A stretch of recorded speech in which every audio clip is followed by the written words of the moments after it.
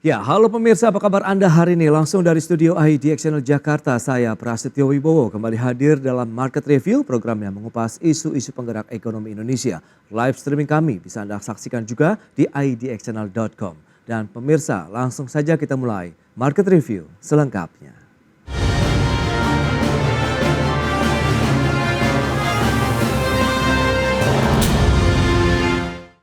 Kementerian SDM menargetkan bauran energi baru terbarukan di tahun 2025 sebesar 17 hingga 19% atau lebih rendah dari target dalam PP nomor 79 tahun 2014 yang tercatat 23%. Penyesuaian target bauran EBT tersebut masih dalam pembahasan bersama dengan DPR dan akan mempertimbangkan situasi yang ada. Kementerian Energi dan Sumber Daya Mineral merevisi target bauran energi baru terbarukan atau EBT pada 2025 dari sebelumnya 23% seperti tercantum dalam PP nomor 79 tahun 2014 menjadi 17 hingga 19%. Koordinator Investasi dan Kerjasama Bioenergi Direktorat Jenderal Energi Baru Terbarukan dan Konservasi Energi Kementerian ESDM Trois Dili Susendi mengatakan revisi tersebut dilakukan karena melihat rata-rata pertumbuhan dan posisi bauran EBT saat ini. Trois menjelaskan pada 2023 bauran EBT baru mencapai 13,1% atau membutuhkan setidaknya 12% untuk mencapai target 2025. Kondisi tersebut dinilai sangat sulit dengan rata-rata pertumbuhan kapasitas energi terbarukan yang hanya 1 hingga 2% per tahun. Meski demikian, penyesuaian target bauran EBT tersebut masih dalam pembahasan bersama dengan DPR dan akan mempertimbangkan situasi yang ada. Proyeksi sebesar 17 hingga 19% di 2025 tersebut lebih optimistis dari target sebelumnya yang dinyatakan oleh Menteri ESDM Arifin Tasrif, yakni sebesar 13 hingga 14% di tahun 2025 mendatang. Arifin mengatakan pemerintah terus menggalakkan sejumlah program untuk meningkatkan angka bauran energi bersih di dalam negeri. Salah satunya melalui program insentif kendaraan listrik dan penggunaan pembangkit listrik tenaga surya untuk sektor industri. Berbagai sumber IDX Channel. Ya, pemirsa, untuk membahas tema menarik kita kali ini, tantangan bauran energi baru terbarukan di Indonesia, kita sudah tersambung melalui Zoom bersama dengan Bapak Yayan Satyakti, pengamat ekonomi energi dari Universitas Padjadjaran. Selamat pagi, Pak Yayan. Selamat pagi. Ya, salam sehat, Pak. Alhamdulillah. Alhamdulillah. Baik, dan langsung saja kita sapa juga ini Pak Satya Widyayuda, anggota Dewan Energi Nasional 2020-2024. Selamat pagi, Pak Satya. Selamat pagi. Salam sehat, Bapak. Alhamdulillah sehat, Mas. Baik, terima kasih juga atas waktu yang disempatkan. Ini langsung saja kita review. Pak Satya, tadi sudah disampaikan Kementerian SDM merevisi ya target untuk bauran EBT tahun 2025 dari sekitar 23% turun jadi 17 sampai dengan 19%. Nah, apa sebenarnya kalau kita lihat begitu yang menjadi bottleneck atau mungkin suatu hal yang cukup fundamental kah sehingga ada revisi sampai dengan di bawah 20%? Silakan. Iya. Jadi begini, Mas, kita harus sepakati dulu cara menghitungnya, ya, menghitungnya persentase daripada EBT kita itu otomatis dengan menggabungkannya dengan bauran minyak bumi, batu bara dan juga gas bumi. Dan di dalam kenyataannya, jadi kalau kita melihat prognosa, itu di tahun 2023 saja di semester 1 itu capaian EBT-nya 12,54%. Ya, sementara ditargetkan kita berbicara yang sudah pas lah ya, tahun yang lalu. Di tahun 2023 targetnya itu 17,87%. Ya, itu yang menjadi target ya gitu, diharapkan. Tetapi realisasinya atau capaiannya ternyata di 12,54 tadi. Nah, kenapa capaiannya makin turun gitu ya nampaknya, walaupun sebetulnya sudah ada effort yang dilakukan oleh pemerintah dalam hal untuk meningkatkan daripada bauran EBT tersebut. Namun mesti diketahui bahwa kita tuh pernah mencanangkan program 35.000 megawatt ya yang beberapa waktu yang lalu, jadi mungkin sudah 5-6 tahun yang lalu. Jadi banyak proyek yang PLTU yang sudah dibangun begitu. Mereka COD-nya ada beberapa tahun dari tahun 2024, 2025 dan tahun 2026. Otomatis persentase batu bara itulah yang menekan daripada capaian EBT. Jadi begitu. Jadi kalau kita melihat misalkan di tahun 2024 saja itu diharapkan PLTU Meulaboh dia on stream ya itu 212 megawatt. Oke. PLTGU Jawa 1 itu sekitar 880 megawatt on stream. Ya. Ini semua sudah dibangun 5-6 tahun yang lalu ya. Beberapa waktu yang lalu, maksudnya programnya 5-6 tahun yang lalu, Ya. dibangunnya beberapa tahun yang lalu. Dan mesti diingat bahwa pemerintah sudah membatasi untuk tidak membangun PLTU sejak 2021.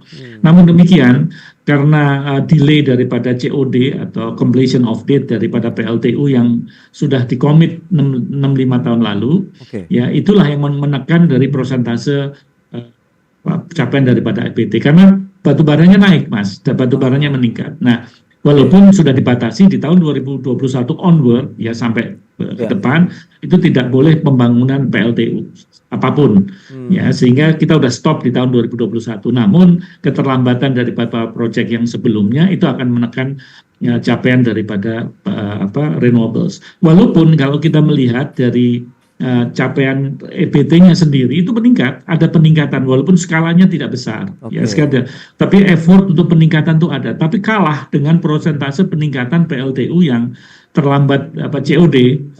Karena ya, seperti yang saya sampaikan tadi, PLTGU Jawa aja 926 megawatt itu tahun 2024 ini loh ya, belum lagi PLTU Timor itu walaupun kecil 2 kali 55 megawatt, PLTU Kalsel Tenggara ya, PLTU Kalsel Teng 2 itu 100 megawatt kan gede, Tambak Loro itu 845 megawatt. Nah, ini capaian-capaian daripada PLTU yang terlambat commissioning tadi tidak bisa mengimbangi daripada naiknya renewables atau EBT. Itu faktor yang pertama. Tetapi mesti diingat pada waktu saya di Dewan Energi Nasional itu kita membuat senario sampai tahun 2060 sebagai senario net zero emission, ya kan? Nah, di dalam senario net zero emission itu apabila kita menggunakan pendekatan pertumbuhan ekonomi 6%, jadi itu senario yang cukup tinggi waktu itu EBT kita 72% di tahun 2060. Ya. Dan 28% adalah yang non EBT. Itu dalam senario NZE 2060 ya. Nah, pada waktu dilakukan sinkronisasi di netback ke belakang, maka tahun 2023, 2024, 2025 itu kira-kira kisarannya menjadi 17-19%. Padahal ya di dalam RUEN kita yang existing ini yang belum direvisi itu kan ada sudah banyak yang tahu bahwa tahun 2025 23% EBT-nya. Nah, ini kenapa menjadi sulit dicapai karena itu tadi, karena laju daripada pembangunan PLTU yang terlambat itu masuk di dalam sistem sehingga menekan persentase daripada EBT. Di samping itu kita juga membuat senario 2060 di mana dalam senario itu muncul angka 72% EBT di tahun 2060 dan 28% yang non EBT. Nah, itu akhirnya membuat persentase sampai tahun 2025 pun tidak akan tercapai. Nah, ini dia menarik kalau kita cermati begitu tadi proses COD yang agak mundur begitu sehingga masuk ke dalam sistemnya juga terlambat begitu sehingga mempengaruhi mungkin dari sisi demand kebutuhan untuk energi sendiri di Indonesia. Pak Yayan, Anda melihat bagaimana dengan kondisi seperti saat ini? Apakah memang benar begitu bahwa energi bersih di Indonesia juga masih sangat mahal, kemudian bagaimana kesiapan kita untuk melakukan transisi energi terbarukannya pun juga ini masih belum bisa paralel dalam artian mengejar antara kebutuhan dengan ketersediaan begitu. Ini memang sesuatu hal yang sangat dilematis ya. Jadi di sisi lain bahwa kita membutuhkan, ini mungkin dari ada masalah khususnya dari manajemen demand. Jadi manajemen demand yang kita lakukan itu selama sekian tahun itu memang berhubungan dengan konsumsi energi kita.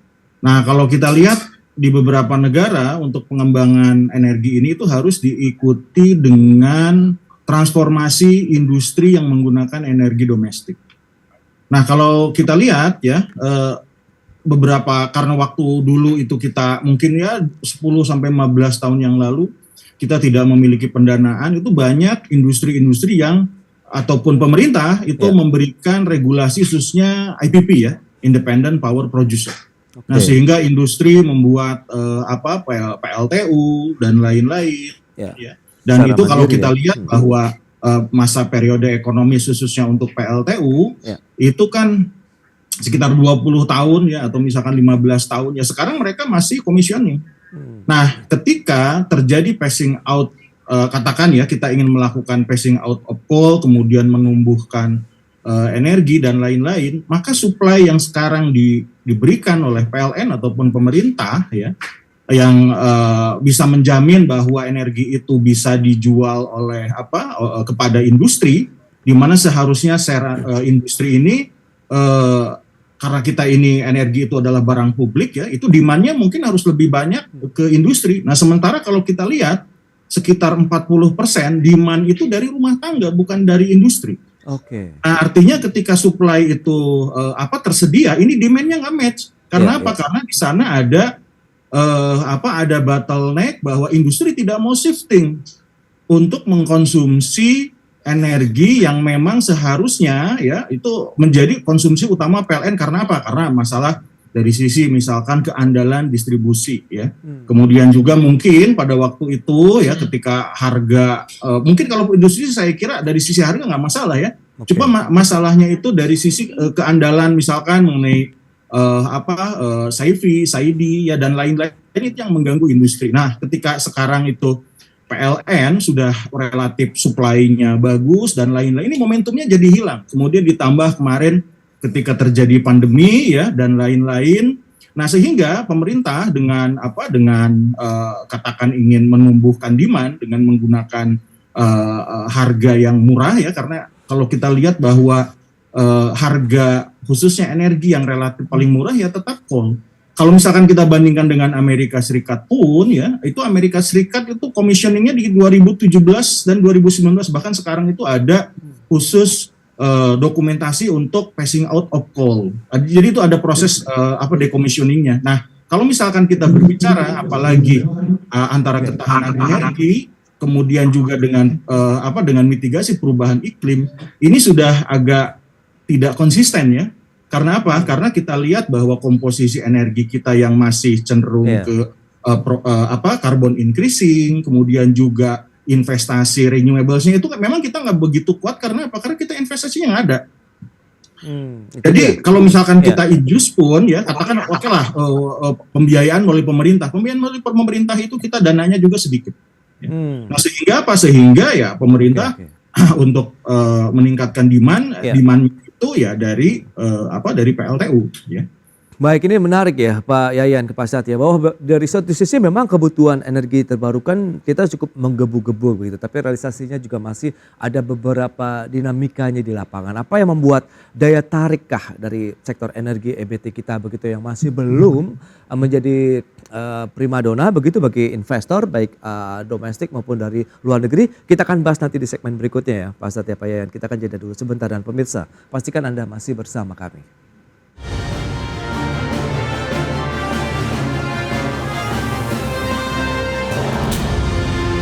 Ya, terima kasih Anda masih bergabung bersama kami dalam Market Review. Pemirsa, berikut ini kami sampaikan data untuk Anda terkait dengan nilai investasi untuk beberapa sektor di tanah air untuk migas, minerba, dan juga EBT. Baik, kita akan cermati dari tahun 2019 sampai dengan tahun 2023. Data selengkapnya seperti yang bisa Anda saksikan untuk migas. Ini memang ada sedikit kecenderungan mengalami kenaikan dari 12,9 miliar dolar Amerika, kemudian di tahun 2023 menjadi 15,6 miliar dolar Amerika. Sementara untuk minerba juga ada kenaikan dari 3,9 miliar di tahun 2019, kemudian merangkak naik sampai dengan 7,46 miliar dolar Amerika di tahun 2023. Nah, untuk EBT dicenderung stagnan ya dari 1,7 di tahun 2019, justru ini ada sedikit kecenderungan melambat begitu ya, dari 1,4, 1,6 di tahun 2022 dan 2023 1,5 miliar dolar Amerika. Sementara untuk target dan realisasi bauran EBT di Indonesia, ini juga kita lihat dari tahun 2019 sampai dengan 2023 untuk data berikutnya. Ya, ini dia seperti yang bisa Anda saksikan pergerakan dari target kemudian realisasinya ya. Rata-rata memang di bawah target begitu untuk bauran EBT di Indonesia. Tahun 2023 dari targetnya 17,9% turun lagi menjadi 13,1%, tidak jauh berbeda dengan tahun-tahun sebelumnya. Dan bagaimana dengan lapangan kerja sektor EBT di Indonesia? Kita akan lihat di tahun 2023 ada 630 ribu serapan tenaga kerjanya, kemudian di tahun 2030 target ataupun proyeksinya sampai dengan 740 ribuan dan 1 juta tenaga kerja di tahun 2050 mendatang. Baik, kita akan lanjutkan kembali perbincangan bersama dengan Bapak Satya Widayuda, anggota Dewan Energi Nasional 2020-2024 dan juga Bapak Yayan Satyakti, pengamat ekonomi energi dari Universitas Pajajaran maksud saya. Baik, Pak Satya, ini kalau kita lihat dengan beberapa data yang tadi sudah kita tampilkan, ini tadi memang sudah Anda singgung ya, faktor-faktor yang membuat tadi penyebab begitu bauran kebijakan ini ya cenderung stagnan begitu di posisi seperti saat ini. Nah, bagaimana dengan satu strategi begitu yang mungkin perlu bisa diimplementasikan lah misalnya oleh pemerintah sendiri untuk bisa menyeimbangkan lagi nih, paling tidak mengejar antara kebutuhan tadi EBT sendiri dan kebutuhan energi nasional kita? Ya, jadi begini Mas, kita itu juga harus realistis melihat install capacity yang kita miliki ya. Jadi kalau kita berbicara power nih, kita berbicara karena yang namanya EBT itu bisa dalam bentuk energi, itu bisa transportasi, bisa listrik gitu ya, dan juga industri. Nah, kalau kita melihat dari listrik aja, bahwa kita kapasitas yang dimiliki oleh PLN hari ini, ya, yang mayoritas didominasi oleh PLTU, itu masih mempunyai kontrak, itu masih 20 tahun dari sekarang.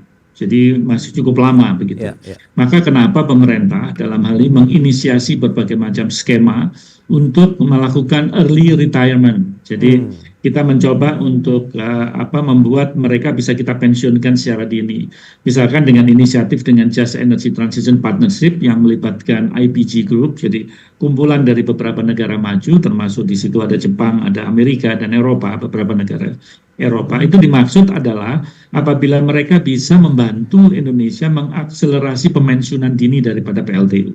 Itu yang pertama. Lantas yang kedua, apabila kita tidak mampu mendapatkan loan yang komersialnya secara komersial cukup viable, ya strateginya melakukan pemensiunan secara natural.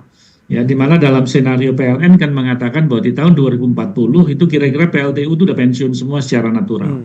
Nah, otomatis kalau kita lihat kapasitas yang dibutuhkan, ya itu kan harus tergantikan. Nah, cara mengganti PLTU itu juga tidak bisa begitu saja, karena kita mesti nyari satu energi yang sifatnya stable untuk base load. Ya, karena kalau kita misalkan langsung mengganti kepada PLTS misalkan, itu kan berarti kita masih tergantung daripada intermittency. Jadi ketidakpastian daripada pasokan karena matahari tergantung daripada matahari terbit, ya kalau tenggelam tidak ada berarti teknologi baterai harus ada di dalamnya. Lantas yang kedua kita lihat lagi energi apa yang kira-kira bisa menggantikan.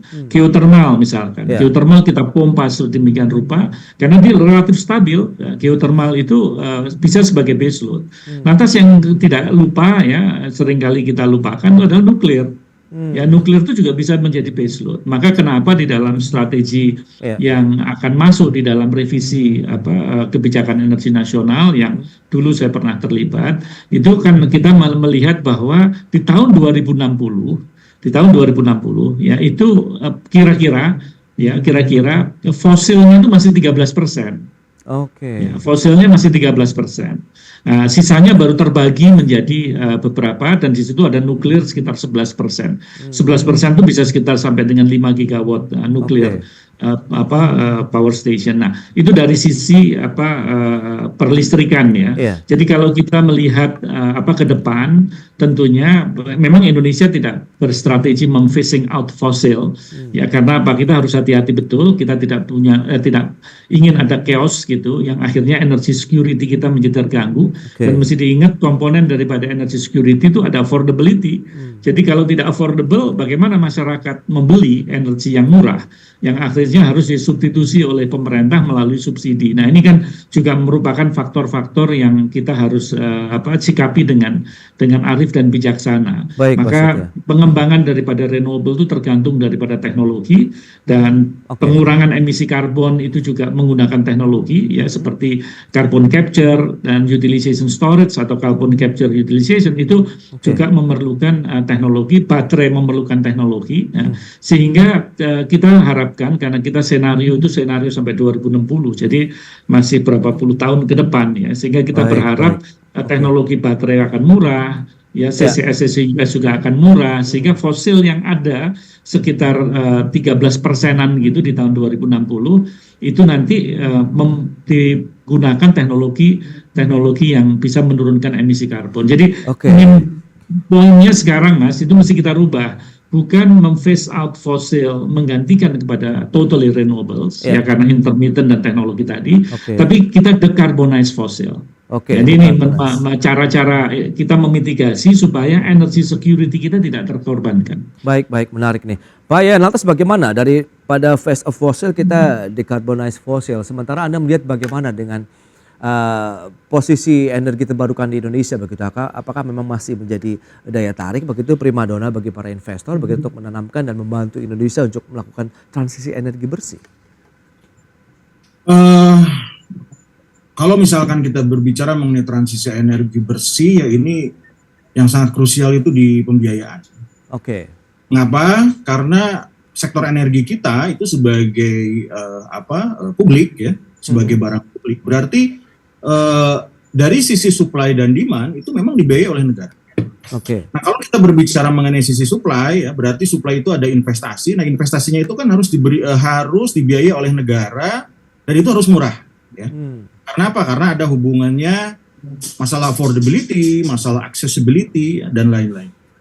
Tetapi kalau kita lihat misalkan dari sisi supply, nah dari sisi demand ya, ini demandnya kan harusnya kan ketika misalkan supply-nya itu naik, demand-nya kan sama, sehingga tidak seperti kondisi seperti sekarang PLN dalam kondisi oversupply. Artinya apa? Artinya ekosistem industri diperbaiki, kemudian juga ada shifting dan conversion ya.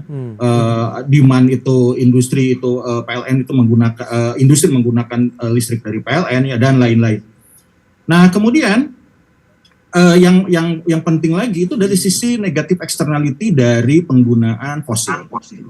Nah, kita lihat bahwa fosil ini ya itu akan menghasilkan emisi yang lebih lebih tinggi, walaupun katakan kita sudah ada net zero emission ya dan lain-lain. Nah, kalau misalkan contohnya ya saya melakukan beberapa kajian ya, khususnya dari sisi biofuels ya. Kebijakan biofuels itu katakan dengan mitigasi perubahan iklim, misalkan dengan penggunaan land use ya dan lain-lain. Nah, itu sudah ada konflik. Karena apa? Karena ketika misalkan ingin meningkatkan biofuels, nah rupanya apa? Kemungkinan kebutuhan lahannya nggak cukup. Sementara kalau kita lihat di katakan net zero emission skenario ya, itu sudah diterapkan ada sekian juta hektar. Nah, tetapi kondisinya kalau misalkan kita langsung boost bahwa renewables itu dari biofuels, maka land use-nya ini tuh nggak cukup, dan itu akan meningkatkan hutang karbon kita ya. Nah, kalau misalkan kita berbicara hutang karbon, berapa sih hutang karbon Indonesia yang sekarang akibat kita penggunaan energi ataupun misalkan land use conversion ya, ataupun energi dan lain-lain. Itu berdasarkan ada beberapa hasil riset, itu minimal kita itu di sekitar 100 tahun ya. Dan bahkan ada kalau misalkan itu mengkonversi lahan gambut itu bisa di kisaran sekitar 486 tahun. Artinya apa? Artinya kalau misalkan bahwa kebijakan energi kita itu masih berorientasi fossil fuels ya, walaupun memang itu sulit ya. Kalau misalkan kita memaksakan pun untuk mengatakan renewable, kita uangnya nggak ada ya. Kemudian ketika misalkan kita fossil fuels itu adalah yang paling murah, ya. Kemudian ketika misalkan kita turunkan secara drastis, itu akan menurunkan pertumbuhan ekonomi itu dengan drastis ya. Katakan itu bisa bahkan kalau misalkan dari skenario yang hasil saya lakukan itu bisa turun sampai dengan 1% ya pertumbuhan ekonomi. Artinya itu gawat lah ya. Seperti tadi dikatakan oleh Pak Satya bahwa itu akan chaos ya, betul. Karena apa? Karena pertumbuhan ekonomi itu bisa langsung decline. Nah, tetapi di antara hal tersebut ya, pembiayaan ini ya kita masih dengan pembiayaan yang kita pakai misalkan dari public goods itu kita nggak cukup. Kenapa? Karena kita juga harus membiayai misalkan nanti ada peningkatan emisi, kemudian juga ada peningkatan polusi. Nah, tetapi yang paling penting apa? Yang paling penting itu adalah penyediaan sejumlah suplai energi yang paling banyak. Jadi ketika misalkan fosil itu hanya 1 atau 2, tetapi renewables kita itu harusnya banyak, karena kan kalau kita lihat di konsep ekonomi, ketika misalkan demand-nya banyak, ya suplainya harus banyak dong. Artinya suplainya harus banyak itu bahwa dia harus ada portofolio beragam jenis, misalkan marginal abatement ataupun jenis-jenis teknologi yang bisa menurunkan emisi, baik itu energi baru dan terbarukan, dan lain-lain. Dan pemerintah itu harus bisa secara akurat mampu membiayai hal tersebut, dan kita sekarang masih belum punya. Nah itu dia, yang menarik lantas seperti apa untuk menjaga konsistensinya, kita akan bahas nanti di segmen berikutnya. Kita masih ada satu segmen terakhir nih, Pak Yayan dan juga Pak Satya. Kami akan segera kembali.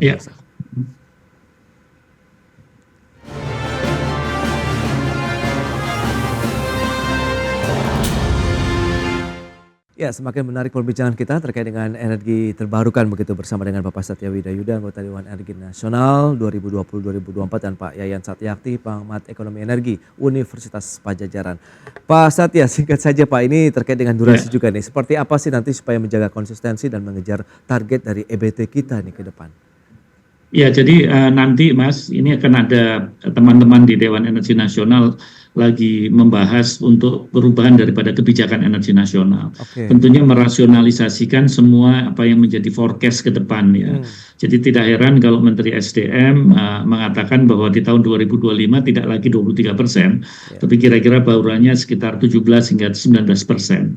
Ya, dan tadi saya juga sepakat bahwa kita itu sekarang adalah memanage daripada emisi. Jadi kalau kita lihat ya persiapan daripada net zero di tahun 2060 itu bahwa tingkat emisi yang diharapkan itu di tahun 2060 itu sekitar 129 juta ton CO2 ya. Sehingga apa? Sehingga lahan yang disiapkan harus bisa menyerap 129 juta ton. Saya ambil contoh di tahun 2025 tingkat emisinya kita manage sekitar 914 sampai 984 juta ton. Itu akan turun sampai dengan 129 juta ton. Apabila ternyata nanti tingkat emisi karbon kita di tahun 2060 itu ternyata masih lebih besar daripada 129 juta ton, itu tentunya penyiapan lahannya juga harus lebih luas. Maka tantangannya adalah kalau kita tidak bisa menyediakan lahannya, maka net zero emission 2060 bisa tidak tercapai. Maka perlu ada konsistensi penurunan emisi, menjaga emisi, dan konsistensi kita menatap masa depan, yaitu adalah teknologi dan juga affordability dengan dari teknologi itu. Kita harapkan teknologi baterai akan murah ke depannya, CCS, CCUS yang dipakai untuk menurunkan emisi karbon daripada fosil itu juga makin murah. Lantas yang tidak kalah penting adalah ekosistem hijau. Karena dengan ekosistem hijau ini ada carbon trading, ada reward and punishment. Jadi kalau tadi dibilang externalities ya, supaya faktor-faktor externalities itu difaktorkan. Jadi bagi yang mengkotori ya dia harus bayar pajak lebih mahal. Bagi mereka yang bisa menggunakan teknologi bersih, dia akan turun. Maka sasaran kita itu adalah pada pengurangan daripada emisi karbon. Itu dia. Langsung saja Pak Yan, bagaimana review Anda dan proyeksi Anda nih? Singkat saja, silakan.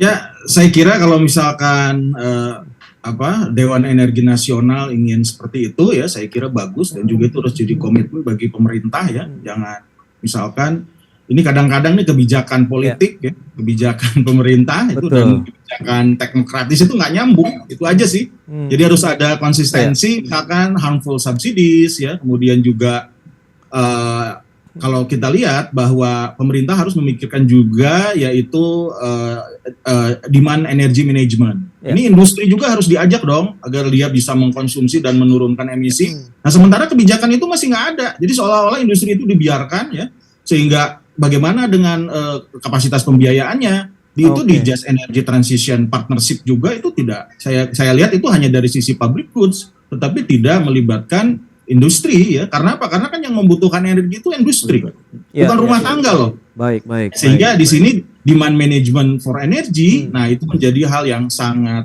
krusial.